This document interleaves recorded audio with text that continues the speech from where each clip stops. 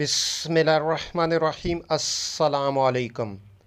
اللہ تعالیٰ نے اپنے حبیب حضرت محمد مصطفیٰ صلی اللہ علیہ وآلہ وسلم کو حکم دیا کہ اور پیغمبر صلی اللہ علیہ وآلہ وسلم آپ اپنے قریبی رشتہ داروں کو ڈرائیے۔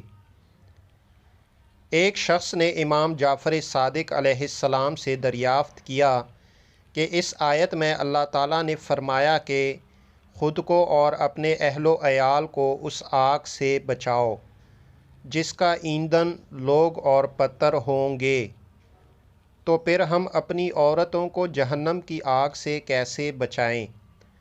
آپ علیہ السلام نے فرمایا، انہیں نیکی کا حکم دو اور برائی سے روکو۔